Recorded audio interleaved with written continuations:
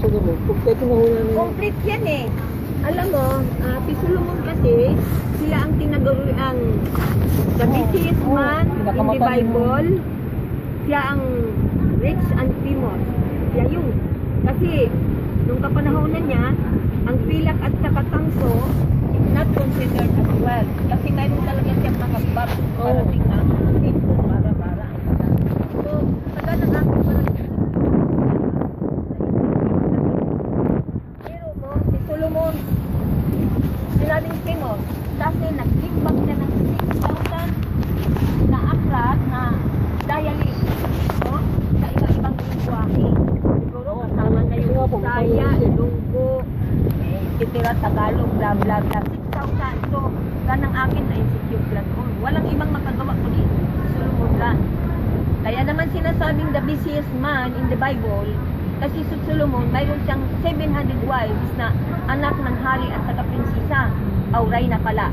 Reyna kasi may asawa na. 700. Mayroon siyang kabit. Kung kukumbinit mo tatawagin is 800. So that is 1,000. Kaya, Kaya lang po alam nga si Solomon. Si Solomon kahit na matalino, nawalan lahat po. Kasi po meron siyang isang nagawa. ano man. Ang sabi ng Panginoon Diyos, lahat ng kaaway niyo niya, papatayin niya. Papapatay lahat, walang ititira. Ang problema, nung makita niya si Sheba, tinago niya si Sheba. Yun ang naging kasalanan ni Solomon. Kasi si Sheba pala. Pero nakatatak na sa kanya yun. Oo, pero kaya po sa Nakatatak amin, na. sa amin si Solomon. Nakatatak na. Yun na nga, alam mo sa amin si Solomon, hindi maligtas. Hindi kasama sa maligtas si Solomon. Kasi yung kanyang ginawang kasalanan, hindi niya nahingi ng tawad. Kinamatay niya yun. Hinihintay siya ng Diyos na humingi siya ng tawad dahil nga ginawa ng asawa si Sheba. O pinayagan sa lahat ng babae, mag-asawa mo, okay lang sa Diyos. Sinabi na sa kanya, yung lipin nyo, papatayin ninyo. Huwag kang magtitira, maski bata, hayop, kasangkapan, bahay. Kaya naman, didumos lahat. Yung makita niya si Sheba. Kaya tinanggal. O kaya si Solomon, nawala sa tinanggal yun nung bukong Oo, yun nga po, kaya si Solomon nawala sa pagkahari niya. Karunungan. Anak niya ni David eh. Biro mo, anak ni David. Oo, anak ni David si Solomon. 1,000 wives. Oo, Oh, the busiest man in the oo, Bible. kasi nga po noon, ang hari, 365 days a year lang. at saka si Solomon, kaya po naging matalino.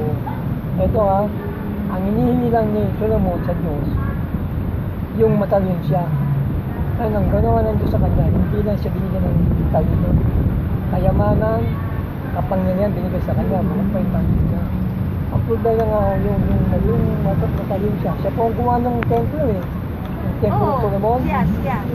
Ngayon, yun nga, yung lahi ni Sheba, lumalaban sa bayan ng Diyos, sinabi ng Diyos sa kanya, patayin mo lahat dyan. Wala kang titira, maging hayop, maging bahay. Hindi demons po. Kaso nga, tinago niya si Sheba, nalaman ng isa niya sundalo, sinumbong siya sa, sinumbong siya, doon nagatot pa rin sa kanya. Kaya si Solomon, namatay na hindi hari.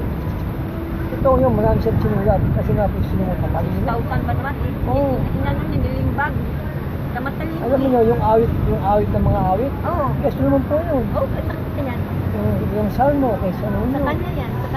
Ayun yung ginagamit din namin yun. Kasi yung awit ni Solomon, maraming talata doon na yung pagpupuli sa Diyos. Paano siya sasampay. Paano siya paglilingkod.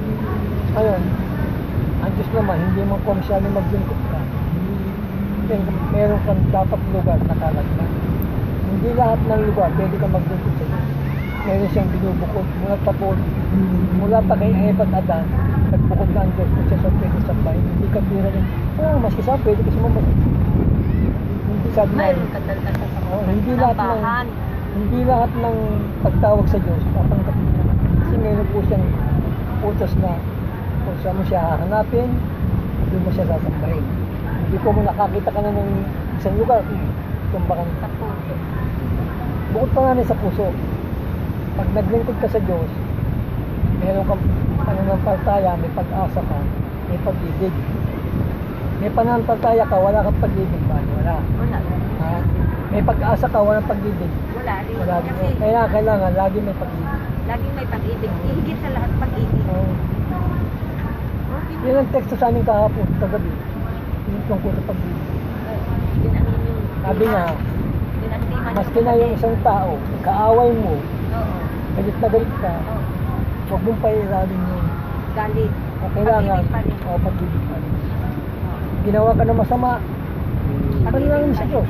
Bakit na lang, iniibig mo siya. Kasi nga, sabi ko sa ibang Oo. Kaya kagabi sa amin yun, hindi ng text sa amin kagabi. maano na ako ng memory. Kalimutin ako, 75 na ako eh. Saka, maliban pa dyan, nalimutan ako naman dyan. Oo, kanina. Ano, Sisilang. active. Oo. Basta ang tao ay lumalabo ang mata. Pati memory. Kahit na may salamin ka, Oo. magpapatik up na naman ako. After a year, nagpapalit ako nung nagpapalit ng lens. Ngayon, farsighted ako ngayon. Sa malapitan tuloy, Hindi makita. Kailangan magsalamin para lumayo. Ako, nung unang magpasok ng salamin naman, hindi ko makita yung malayo. oh, Kaya nearsighted ka kung nasakit ako. tawagin. Kaya ginawa nung ophthalmologist ko, nung ako sukatan ng salamin, nakikita ko na yung malapit, nakikita ko pa yung malayo. Wow. Ano nga rin, dobilista. Yung iba ba, pang malapit. Pinita ko pang malayo. Tanong nga sa akin, Kylie, tingnan mo nga yung puno ha. Tingnan mo yung puno, malayo mo. Ako sa tingin salamin. Wala ka man kakuha ako. Nakikita ko kako yung puno, aninag lang. Ginawa niya, Nearsighted ako. isukat mo niya salamin.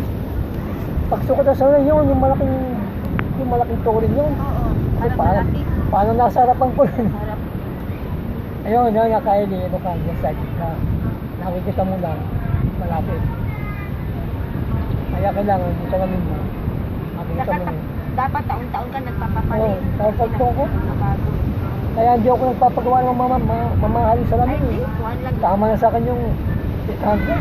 Ito, 2,000 nga ito. Papagawa ka ako ng 2,000. Pagdating ng isang taon yung pababago ko. Oo, ito. Nung una kong pabago nito, 800 ang tiningil ko kasi tiningil sa akin. Pero 2,000 ito.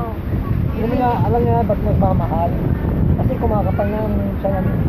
At kumakapal ko yung salamin.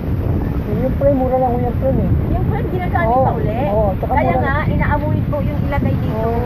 Hindi talaga, wag daw ilagay yan dito sa ulo kasi Oo. nagaganon ang duguan. Ano nga po, kaya nagmamahal ang Sariling salamin. frame pa rin, pero Oo. yung salamin lang, yun ang ginabago. Ay, iba naman mayabang. Mahal na yung salamin, mahal pa yung frame. Okay lang, kung may pira ba? Oo, kumipira Why ka. not? Gusto nila matikman nila. Ay, ako naman, inisip ko naman. Maganda nga ang salamin ko, gagawa pa ko mas maganda pa. Ay, Pagdating isang taon, palit na naman. ako hindi, salamin lang pinapalitan. Kasi dati farsighted ako ngayon, nearsighted. Kasi tumatagal ang Ay, taon. malabo. Baka pa lang ano, tumatagal lang.